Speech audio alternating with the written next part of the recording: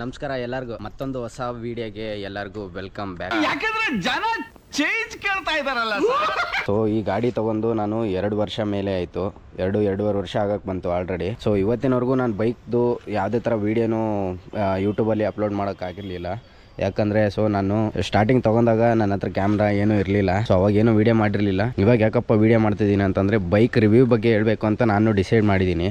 ಈ ಗಾಡಿ ತೊಗೊಂಡು ನನಗೆ ಏನೇನು ಅನುಭವ ಆಗಿದೆ ಅದನ್ನೆಲ್ಲ ನಿಮ್ಮ ಜೊತೆ ಶೇರ್ ಮಾಡಬೇಕು. ಸೊ ಈ ವಿಡಿಯೋಗೆ ಯಾರಾದರೂ ಹೊಸಬ್ರು ಆಗಿದ್ದಿದ್ರೆ ದಯವಿಟ್ಟು ಸಬ್ಸ್ಕ್ರೈಬ್ ಮಾಡಿಕೊಡ್ರಿ. ಮತ್ತೆ ಹೊಸ ವೀಡಿಯೋಗಳು ಬರಬೇಕಂದ್ರೆ ನಿಮಗೆ ಬೆಲ್ಲೈಕನ್ನು ಪ್ರೆಸ್ ಮಾಡೋದು ಮಾತ್ರ ಮಿಸ್ ಮಾಡೋಕೆ ಹೋಗ್ಬೇಡ್ರಿ.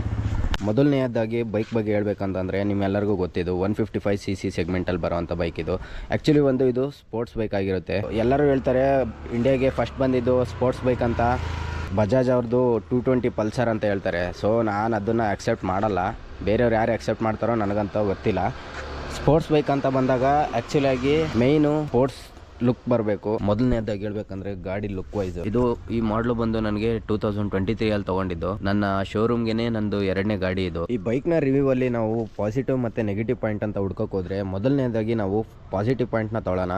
ಪಾಸಿಟಿವ್ ಪಾಯಿಂಟಲ್ಲಿ ನೋಡ್ರಿ, ಗಾಡಿ ಲುಕ್ ವೈಸ್ ನೀವೇ ನೋಡ್ತಾ ಇದ್ದೀರಾ. ಯಮಹದಲ್ಲೇ for the first time fully white bike ಬಿಟ್ಟಿದ್ದು ಅಂತಂದರೆ ಇದೇ ಫಸ್ಟ್ ಟೈಮು. ಮತ್ತು 2ನೇ ಪಾಯಿಂಟ್ ಹೇಳೋದಾದರೆ ಮೈಲೇಜ್ ವೈಸ್ ಬಂದರೆ ಮೈಲೇಜ್ ಮಾತ್ರ ನೀವು ಕೇಳೋದ್ರೆ ಶಾಕ್ ಆಗಿಬಿಡ್ತೀರಾ. ಸೀರಿಯಸ್ಲಿ 50 ಬರುತ್ತೆ. ಹೈವೇಲಿ ಹತ್ತತ್ರ ನಿಮಗೆ ಆರಾಮಾಗಿ ಆಲ್ಮೋಸ್ಟ್ 55-50 ಬರ್ಬೋದು. ನನಗೆ 60+ ಬಂದಿದೆ. ಲೈಕ್ ಕ್ರೂಸಲ್ಲೇ ಹೊಡಿಬೇಕು. ಲೈಕ್ ಎಷ್ಟಂದರೆ 80 ಸಮಥಿಂಗಲ್ಲೇ ಹೊಡಿಬೇಕು ನೀವು. 80-85 ಲೈಕ್ VVA ಆಕ್ಷನು ಆನ್ ಆಗೋ ಒಳಗಡೆ ಹೊಡೆದ್ರೆ ನೀವು ಆರಾಮಾಗಿ ಮೈಲೇಜ್ ಅನ್ನೋದು ಜಾಸ್ತಿ ಬರುತ್ತೆ. VVA ಬಿಟ್ಟು ನೀವು ಮುಂದೆ 7500 RPM ಮೇಲೆ ನೀವು ಏನಾದರೂ ಕ್ರೂಸ್ ಮಾಡ್ತೀನಿ ಅಂತಂದರೆ ನಿಮಗೆ ಹತ್ತತ್ರ 50ಇಂದ ಒಳಗಡೆ ಬರುತ್ತೆ ಮೈಲೇಜಸ್ಸು. ಅದು ಒಂದು 2ನೇ ಪಾಯಿಂಟು. 3ನೇ ಪಾಯಿಂಟ್ ನೋಡೋದಾದರೆ ಬ್ರೇಕು. ಈ ಗಾಡೀಲಿ ಬರೋಂಥ ಬ್ರೇಕ್ಸು ಮಾತ್ರ ಅಲ್ಟಿಮೇಟಾಗಿ ಚೆನ್ನಾಗಿದೆ. ಬಟ್ ಏನಂತಂದರೆ ನಮ್ಮ ಇಂಡಿಯನ್ ರೋಡ್ಸ್ಗೆಲ್ಲ ಈ ಬ್ರೇಕ್ಸು ಸೆಟ್ ಆಗೋದಿಲ್ಲ. ಸೊ ಎಷ್ಟೋ ಹಳ್ಳದಿಣ್ಣೆ ಇರುತ್ತಂದರೆ ನಮಗೆ ನಿಜವಾಗ್ಲೂ ಆ ಬ್ರೇಕ್ ಇದೆ ಅನ್ನೋದು ಗೊತ್ತೇ ಆಗೋದಿಲ್ಲ. ಎಷ್ಟೋ ಸರಿ ಫೀಲ್ ಆಗಿದೆ ಬ್ರೇಕ್ಗಳು ಹಿಡಿತಿದೆಯಾ ಇಲ್ವೋ ಅನ್ನೋದೇ ಗೊತ್ತಾಗೋದಿಲ್ಲ. ಹಳ್ಳದಿಣ್ಣೆಗೆ ಹಾಕಿದಾಗ ಮಾತ್ರ ಇದೇ ಸೇಮ್ ಪ್ರಾಬ್ಲಮ್ ಆಗುತ್ತೆ. ಅದರಲ್ಲೂ ಇನ್ನೊಂದು ಗಾಡಿ ಬಗ್ಗೆ ಹೇಳಬೇಕು ಅಂತಂದರೆ ಗಾಡಿಗೆ 18.1 bhp ಹಾರ್ಸ್ ಪವರ್ ಬರುತ್ತೆ, 14.2 Nm ಟಾರ್ಕ್ ಬರುತ್ತೆ. ಸೊ ಈ ಗಾಡೀಲಿ ನಾವು ಆಲ್ಮೋಸ್ಟ್ 7500 RPM ತನಕನೂ ನಿಮಗೆ ಗಾಡಿ ಚೆನ್ನಾಗಿ ಹೋಗುತ್ತೆ. ಅದಾದಮೇಲಿಂದನೇ ಗಾಡಿ ಏನು ಅಂತ 10,000 RPM ಮೇಲೆ ನಾವೇನಾದರೂ ಗಾಡಿ ಓಡಿಸ್ತೀವಿ ಅಂದರೆ ಇದು ಗಾಡಿ ಅಲ್ಲ, ರಾಕ್ಷಸ ಅಂತ ಹೇಳ್ಬೋದು. ಈ ಗಾಡಿ ಕೊಟ್ಟಿರೋ ಕಲರಿಂದ ನನ್ನ ರೋಡಲ್ಲಿ ಯಾರೇ ಹೋದ್ರೂ ತಿರುಗಿ ನೋಡೋ ಥರ ಇದೆ. ವಿಡಿಯೋನ ಏನಾದರೂ ಹೊಸ್ದಾಗಿ ನೋಡ್ತಿದ್ರೆ ದಯವಿಟ್ಟು ಲೈಕ್ ಶೇರ್ ಸಬ್ಸ್ಕ್ರೈಬ್ ಮರಿಬೇಡ್ರಿ. ನನಗೆ ಈ ಗಾಡೀಲಿ ಬಂದಿದ್ದು ಇನ್ನೊಂದು ಪಾಸಿಟಿವ್ ಪಾಯಿಂಟ್ ಏನಪ್ಪ ಅಂತಂದರೆ ಬೇರೆ ಗಾಡಿಗಳಲ್ಲಿ ಲೈಕ್ ಬ್ಲೂ ಕಲರು ಮತ್ತು ಇನ್ನೊಂದು ಬ್ಲ್ಯಾಕ್ ಕಲರು ಅದರಲ್ಲೆಲ್ಲ ಕ್ವಿಕ್ ಶಿಫ್ಟರ್ ಕೊಟ್ಟಿದ್ದಾನೋ ಇಲ್ವೋ ನನಗಂತೂ ಗೊತ್ತಿಲ್ಲ. ನಾನು ಕೆಲವೊಬ್ರನ್ನ ಕೇಳಿದೆ, ಕೆಲವೊಬ್ರು ಕೇಳಿದ್ದಕ್ಕೆ ಕೊಟ್ಟಿದ್ದಾರೆ ಅಂತ ಹೇಳ್ತಾರೆ, ಕೆಲವೊಬ್ರು ಕೊಟ್ಟಿಲ್ಲ ಅಂತ. ಇನ್ನೊಬ್ರು ಏನಂತಾರಂದರೆ ಮೇಲ್ಗಡೆ ಅಂದರೆ ಲೈಕ್ ಅಪ್ ಶಿಫ್ಟ್ ಮಾಡಬೇಕಾದ್ರೆ ಮಾತ್ರ ಆಗುತ್ತಂತೆ, ಇನ್ನು ಡೌನ್ ಶಿಫ್ಟ್ ಮಾಡಬೇಕಾದ್ರೆ ಆಗಲ್ವಂತೆ. ಅದು ಹೆಂಗೋ ನನಗೆ ನಿಜವಾಗ್ಲೂ ಗೊತ್ತಿಲ್ಲ. ನನ್ನ ಗಾಡೀಲಂತೂ ನಿಜವಾಗ್ಲೂ ಕ್ವಿಕ್ ಶಿಫ್ಟರು ಕರೆಕ್ಟಾಗಿ ವರ್ಕ್ ಆಗುತ್ತೆ. ಅಪ್ ಶಿಫ್ಟು ಆಗುತ್ತೆ, ಡೌನ್ ಶಿಫ್ಟು ಆಗುತ್ತೆ. ಬೇರೆಯವ್ರ ಗಾಡೀಲಿ ಯಾವ ಥರ ಆಗುತ್ತೆ ನಿಜವಾಗ್ಲೂ ಗೊತ್ತಿಲ್ಲ. ಕಮೆಂಟ್ ಮಾಡಿರಿ ನೋಡೋಣ. 155 ಸೆಗ್ಮೆಂಟಲ್ಲಿ ಈ ಥರ ಒಂದು ಬೀಸ್ಟ್ನ ಕೊಡೋದಕ್ಕೆ ನಿಜವಾಗ್ಲೂ ಯಮಹದವರು ಒಳ್ಳೆ ಕೆಲಸ ಮಾಡಿದ್ದಾರೆ. ಇಷ್ಟೊತ್ತವರೆಗೂ ಇದ್ರ ಪಾಸಿಟಿವ್ ಪಾಯಿಂಟ್ಸ್ ಕೇಳಿದ್ರಿ. ಇನ್ಮೇಲಿಂದ ನೆಗೆಟಿವ್ ಪಾಯಿಂಟ್ಸ್ ಹೇಳೋಣ. ನೆಗೆಟಿವ್ ಪಾಯಿಂಟ್ಸು ತುಂಬಾ ಬರುತ್ತೆ. ಪಾಸಿಟಿವ್ ಪಾಯಿಂಟ್ಸು ನನಗಂತೂ ನೆನಪಾಗ್ತಿಲ್ಲ. ನೆಗೆಟಿವ್ ಪಾಯಿಂಟ್ಸ್ ಎಲ್ಲ ಗಾಡಿ ಮೇಲೆ ಕಾಣಿಸ್ಬಿಡುತ್ತೆ. ಫಸ್ಟ್ ಆಫ್ ಆಲ್ ಹೇಳ್ಬೇಕಂದ್ರೆ ಗಾಡಿ ಬೇಗ ಕ್ರ್ಯಾಚಸ್ ಆಗಿಬಿಡುತ್ತೆ. ಬೇಗ ಅಂದರೆ ಬೇಗ ಗಲೀಜಾಗಿ 2 ಪಾಯಿಂಟ್ ಆಯಿತಾ.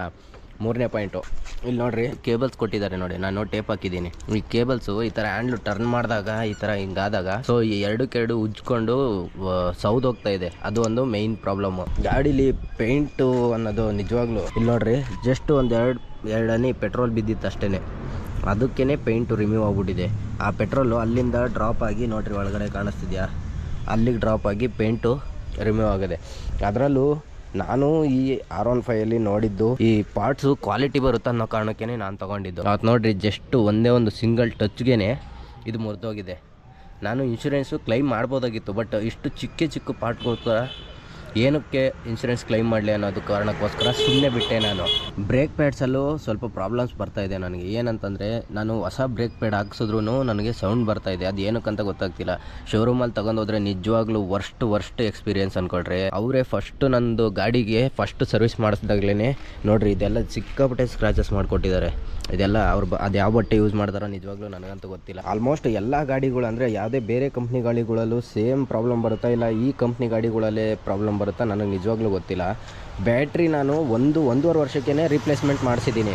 1 ವರ್ಷ 1.5 ವರ್ಷ ಅಷ್ಟೇ ಯೂಸ್ ಆಗಿದ್ದದು. ಡೈರೆಕ್ಟಾಗಿ ಇದ್ದಕ್ಕಿದ್ದಂಗೆ ಆಫ್ ಆಗಿಬಿಡ್ತು. ಲೈಕ್ ಅದು ಈ ಥರ ಮೀಟ್ರ್ ಏನೂ ಆಫ್ ಆಗ್ತಿರಲಿಲ್ಲ. ಈ ಮೀಟ್ರೆಲ್ಲ ಚೆನ್ನಾಗಿ ಆನ್ ಆಗ್ತಿದೆ, ಬಟ್ ಆದ್ರೂ ಆಫ್ ಆಯಿತು. ಸೊ ಅದೇ ಪ್ರಾಬ್ಲಮ್ ಇದರಲ್ಲಿ. ನಾನು ಈ ಗಾಡೀಲಿ ಕಂಪ್ನಿಯಿಂದ ಬಂದಿದ್ದು ಚೈನು ಕರೆಕ್ಟಾಗಿ ಯೂಸ್ ಮಾಡ್ಕೊಂಡು ರೋಲನ್ ಅವ್ರ ಗೋಲ್ಡ್ ಕಲರ್ ಚೈನ್ನ ಇದಕ್ಕೆ ಇನ್ಸ್ಟಾಲೇಷನ್ ಮಾಡಿಸಿದ್ದೀನಿ. ಈ ಚೈನ್ ಇನ್ಸ್ಟಾಲೇಷನ್ ಮಾಡಿಸಿದಾಗಿಂದ ನನಗೆ ಆಲ್ಮೋಸ್ಟ್ ಅಲ್ಲೂ ಚೈನ್ ಪ್ರಾಬ್ಲಮ್ ಅನ್ನೋದು ಕಮ್ಮಿ ಆಗಿದೆ. ಮೊದಲು ಕಂಪ್ನಿಯಿಂದ ಬಂದಿದ್ದು ಚೈನು ನಿಜವಾಗ್ಲೂ ವರ್ತೇ ಇಲ್ಲ, ಅದು ದುಡ್ಡಿಗೆ ವರ್ತೇ ಇಲ್ಲ. ಅದು ತೊಗೊಂಡಾಗ ಅದು ಎಷ್ಟು ಪ್ರಾಬ್ಲಮ್ ಬರ್ತಿತ್ತು ಅಂದರೆ ಅಷ್ಟು ಪ್ರಾಬ್ಲಮ್ ಬರ್ತಿತ್ತು, ಸಿಕ್ಕಾಪಟ್ಟೆ ಸೌಂಡ್ ಬರ್ತಿತ್ತು. ಬಟ್ ಇದರಲ್ಲಿ ಆ ಥರ ಪ್ರಾಬ್ಲಮ್ ಇಲ್ಲ. ನನಗೆ ಇದರಲ್ಲಿ ರೋಲರ್ನಲ್ಲಿ ನಾನು ಈ ಕಲರ್ ಹಾಕ್ಸಿದ್ದೀನಿ, ನನ್ನ ಫ್ರೆಂಡ್ಗೂ ಸೇಮ್ ಕಲರೇ ಕೊಡಿಸಿದ್ದೀನಿ. ಈ ಗಾಡೀಲಿ ಅಂದರೆ R15 ಅಂತಲ್ಲ, ಲೈಕ್ ಯಮಹಾ ಕಂಪ್ನಿಲೇ ಆಲ್ಮೋಸ್ಟ್ ಅಲ್ಲೂ ಪ್ರಾಬ್ಲಮ್ಸ್ ಅಂತ ಬರೋದಾದರೆ ಇಂಡಿಕೇಟರ್ಸು ನಾವು ಎಷ್ಟು ದುಡ್ಡು ಕೊಡ್ತೀವಿ ಅಂದರೆ ಅಷ್ಟು ದುಡ್ಡಿಗೆ ಈ ಇಂಡಿಕೇಟರ್ಸು ವರ್ತೇ ಇಲ್ಲ. ಸುಮ್ಮನೆ ಕೈಯಿಂದ ಹಿಂಗೆ ಪ್ರೆಸ್ ಮಾಡಿದ್ರೆ ಮುರಿದೋಗ್ಬಿಡುತ್ತೆ. ಈ ಕಡೆದು ಅಷ್ಟೇ, ಫ್ರಂಟಲ್ಲೂ ಅಷ್ಟೇ. ಫ್ರಂಟಲ್ಲಿ ನನಗೆ ರೈಟ್ ಸೈಡಲ್ಲಿ ಏನೂ ಪ್ರಾಬ್ಲಮ್ ಆಗಿಲ್ಲ, ಲೈಕ್ ಲೆಫ್ಟ್ ಸೈಡಲ್ಲಿ ಸುಮ್ಮನೆ ನಾನು ಯಾವಾಗೂ ಟಚ್ಚೇ ಮಾಡಿಲ್ಲ. ಮನೆ ಹತ್ರ ನಿಲ್ಲಿಸ್ಬೇಕಾದ್ರೆ ಯಾರೋ ಚಿಕ್ಕ ಮಕ್ಕಳು ಟಚ್ ಮಾಡಿಬಿಟ್ಟಿದ್ದಾರೆ ಏನೋ ಗೊತ್ತಿಲ್ಲ, ಮುರಿದೋಗಿ ಬೆಂಡಾಗಿ ಬಿದ್ದೋಗ್ಬಿಟ್ಟಿತ್ತು. ಎಷ್ಟೋ ಸರಿ ಸಿಕ್ಕಾಪಟ್ಟೆ ಟೈಮು ಇದನ್ನು ಒಳಗಡೆ ತೆಗ್ಸಿ ನನಗಂತೂ ಸಿಕ್ಕಾಪಟ್ಟೆ ಪ್ರಾಬ್ಲಮ್ ಆಗಿ ಡೈರೆಕ್ಟ್ ಫುಲ್ಲು ಫೆವಿಕಿಕ್ ಹಾಕಿ ಒಳಗಡೆ ಸ್ಟಿಕ್ ಮಾಡಿಸ್ಬಿಟ್ಟಿದ್ದೀನಿ. ಏನೋ ಒಂಥರ ಜುಗಾಡು ಮಾಡಿ ಕುಂಡಿಸ್ಬಿಟ್ಟಿದ್ದೀನಿ. ಇಲ್ಲೆಲ್ಲ ನೋಡಿರಿ, ಇದೆಲ್ಲ ಮಾರ್ಕ್ ಬಂದಿರೋದೆಲ್ಲ ಅದ್ರದ್ದೇನೆ. ಇಲ್ಲಿ ಮಾರ್ಕ್ ಕಾಣಿಸ್ತಿದೆ ನಿಮಗೆ, ಇದು ಸ್ವಲ್ಪ ಸ್ವಿಂಗ್ ಆಗ್ತಾಯಿತ್ತು ಈ ಥರ. ಸೊ ಸ್ವಿಂಗ್ ಆಗಿ ಈ ಥರ ಮಾರ್ಕ್ ಬಂದ್ಬಿಟ್ಟಿದೆ. ಇದನ್ನೇ ರಿಮೂವ್ ಮಾಡೋಕ್ಕೆ ಎಷ್ಟೇ ಟ್ರೈ ಮಾಡಿದ್ರೂ ಆಗ್ತಾಯಿಲ್ಲ. ನಾನು ನನ್ನ ಫಸ್ಟ್ ಹಳೆ ಗಾಡಿ ಅಂತಂದರೆ ಅಪ್ರಿಲಿಯಾ 125 ಇತ್ತು ನನ್ನ ಹತ್ರ. ಸೊ ಆ ಗಾಡೀಲಿ ಸಿಕ್ಕಾಪಟ್ಟೆ ಒಂದು 2 ಸಾರಿ 3 ಸಾರಿ ಬಿದ್ದಿದ್ದೀನಿ. ಬಟ್ ಈ ಗಾಡೀಲಿ ನಿಜವಾಗ್ಲೂ ಏನೋ ಒಂಥರ ಅದೃಷ್ಟ ಏನೋ ಗೊತ್ತಿಲ್ಲ, ಎಲ್ಲೂ ಬಿದ್ದಿಲ್ಲ. ಬಟ್ ನಿಲ್ತಿರೋ ಜಾಗದಲ್ಲಿ ಬಂದು ಇದು ಸ್ವಲ್ಪ ಸ್ಕ್ರ್ಯಾಚಸ್ ಆಗಿದೆ.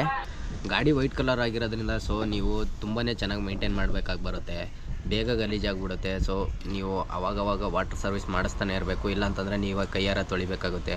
ಚೈನು ಇನ್ನೊಂದು ನೀಟಾಗಿ ಮೇಂಟೈನ್ ಮಾಡಿರಿ. ಅಕಸ್ಮಾತು ಅದೇನಾದರೂ ನೀವು ಮೇಂಟೈನ್ ಮಾಡ್ದಲೇ ಹೋದರೆ ಸುಮ್ಮನೆ ಒಂದು ಚೈನ್ ಪೂರ್ತಿ ವೇಸ್ಟ್ ಆಗುತ್ತೆ. 2,500 ಹತ್ತತ್ರ 2,300 ಬರೀ ಚೈನ್ ಬರುತ್ತೆ. ಅದಕ್ಕೆ ಫಿಟ್ಟಿಂಗ್ ಚಾರ್ಜು ಅದು ಇದು ಅಂತ ಸೇರಿ ಒಂದು 300 ರೂಪೀಸ್ ಬರುತ್ತೆ ಅಷ್ಟೇ. ಸೊ ನಿಮಗೆ ಚೈನ್ ಕರೆಕ್ಟಾಗಿ ಮೇಂಟೈನ್ ಮಾಡಿಲ್ಲ ಅಂತಂದರೆ 2,500 ಬಿಲ್ ಬಿತ್ತು. ಅಕಸ್ಮಾತ್ ನೀವೇನಾದರೂ ಕರೆಕ್ಟಾಗಿ ಈ ಗಾಡಿನ ಮೇಂಟೈನ್ ಮಾಡಿದ್ರೆ ನಿಜವಾಗ್ಲೂ ವರ್ತೇಬಲ್ಲು ನಾವು ಕೊಡೋ ದುಡ್ಡಿಗೆ. 2,30,000 ನನ್ನ 42,000 ಆಗಿತ್ತು, 2,42,000 ಆಗಿದ್ದು. ಸೊ ನನಗೆ ವರ್ತ್ ಅನಿಸಿದೆ. ನೀವೇನಾದರೂ ಅಕಸ್ಮಾತ್ ಫ್ಯೂಚರಲ್ಲಿ ಈ ವೆಹಿಕಲ್ನ ತೊಗೋಬೇಕು ಅಂದ್ಕೊಂಡಿದ್ರೆ ನಿಜವಾಗ್ಲೂ ಮೇಂಟೈನ್ ಮಾಡಲೇಬೇಕಾಗುತ್ತೆ. ಮೇಂಟೆನೆನ್ಸ್ ಕಾಸ್ಟ್ ಅಂತ ಏನೂ ಬರೋದಿಲ್ಲ. ನೀವು ರೆಗ್ಯುಲರಾಗಿ ಏನಾದರೂ ಸರ್ವಿಸ್ ಮಾಡಿಸಿದ್ರೆ ನಾರ್ಮಲಾಗಿ 2,000ಇಂದ 2,300 400 ಅಮ್ಮಮ್ಮ ಅಂದರೂ 2,500 ಲಾಸ್ಟ್ ಆಗುತ್ತೆ. ನೀವೇನಾದರೂ ಅಕಸ್ಮಾತು ಇದೇ ವೆಹಿಕಲ್ಲು ಇದೇ ಕಲರು ನೀವು ತೊಗೋಬೇಕು ಅಂತ ಅಂದ್ಕೊಂಡಿದ್ರೆ ಆರಾಮಾಗಿ ತೊಗೊಳ್ರಿ ಅಂತ ನಾನು ಹೇಳ್ತೀನಿ. ಯಾಕಂತಂದರೆ ಈ ಗಾಡಿಗಿರೋ ವ್ಯಾಲ್ಯೂ ನಮ್ಮ ಜನಕ್ಕೆ ಗೊತ್ತಿಲ್ಲ. ನಮ್ಮ ಇಂಡ್ಯಾದಲ್ಲಿ ಈ ಗಾಡಿಗೆ ವ್ಯಾಲ್ಯೂನೇ ಇಲ್ಲ ಹೇಳ್ಬೇಕಂದ್ರೆ. ಈ ರೋಡ್ಸ್ ಅಂತೂ ನಾವು ಮಾತಾಡೋಂಗೆ ಇಲ್ಲ ನಮ್ಮ ಸ್ಟೇಟಲ್ಲಿ ಮಾತ್ರ ಹಿಂಗಿದೆಯೋ ಇಲ್ಲ ಬೇರೆ ಸ್ಟೇಟಲ್ಲೂ ಅದೇ ಥರ ಇದೆಯೋ ನಾವು ಹೋಗಿಲ್ಲ, ಹೊರಗಡೆ ಔಟ್ ಆಫ್ ಸ್ಟೇಟು ಜಾಸ್ತಿ ಹೋಗಿಲ್ಲ. ಸೊ ನಮಗೆ ಗೊತ್ತಾಗಲ್ಲ. ಈ ಚಪ್ರಿಗಳು ಇರ್ತಾರಲ್ಲ ಕೆಲವೊಬ್ರು, ಗಾಡಿ ಎಂಥ ಗಾಡಿ ಆದರೂ ಸರಿನೇ, ನೇಕೆಡ್ ವೆಹಿಕಲ್ ಆದರೂ ಸರಿನೇ, ಸ್ಪೋರ್ಟ್ಸ್ ವೆಹಿಕಲ್ ಆದರೂ ಸರಿನೇ, ಹೆಂಗೆ ಬೇಕಂಗೆ ಓಡಿಸ್ತಾರೆ.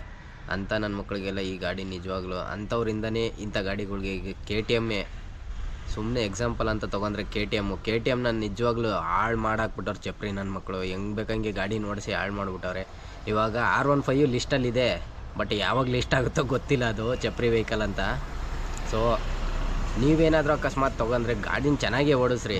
ಮೇಯ್ನಾಗಿ ನೀವೇನೇ ಮಾಡ್ತೀವಿ ಅನ್ನೋದಾದರೂ ಡಿಸಿಪ್ಲಿನ್ ಮುಖ್ಯ ಆಗುತ್ತೆ. ಈಗ ಬೈಕಲ್ಲಿ ನೀವೆಲ್ಲೇ ಒಂದು ರೈಡಿಂಗ್ ಹೋಗ್ತೀವಿ ಅಂತಂದರೂ ಸರಿ, ಇಲ್ಲ ಸ್ಟ್ರೀಟ್ ಲೋಕಲಲ್ಲಿ ಓಡಿಸಿದ್ರು ಸರಿನೇ, ಕರೆಕ್ಟಾಗಿ ಓಡಿಸೋದು ಕಲೀರಿ. ನೀವು ಚಪ್ರಿ ಥರ ಓಡಿಸಿದ್ರೆ ನಿಮಗೆ ಮರ್ಯಾದೆ ಇಲ್ಲ ಅಂತಂದ್ರೂ ಓಕೆ, ಆ ಚೆನ್ನಾಗಿರೋ ಗಾಡಿಗಳಿಗೂ ಮರ್ಯಾದೆ ಕಳೆದಿಕ್ಬಿಡ್ತೀರ ನೀವು. ಅಂಥವ್ರಿಗೆ ಈ ಗಾಡಿ ನಿಜವಾಗ್ಲೂ ತೊಗೋಬೇಡ್ರಿ. ತಗೊಂಡು ಗಾಡಿ ಹೆಸ್ರು ಹಾಳು ಮಾಡಬೇಡ್ರಿ, ಕಂಪನಿ ಹೆಸರು ಹಾಳು ಮಾಡಬೇಡ್ರಿ. ಮುಂದೆ ತೊಗೊಳ್ಳೋ ಅಂಥವ್ರಿಗೆ ಇದು ನಿಜವಾಗ್ಲೂ ಹೊಡ್ತಾ ಬೀಳುತ್ತೆ.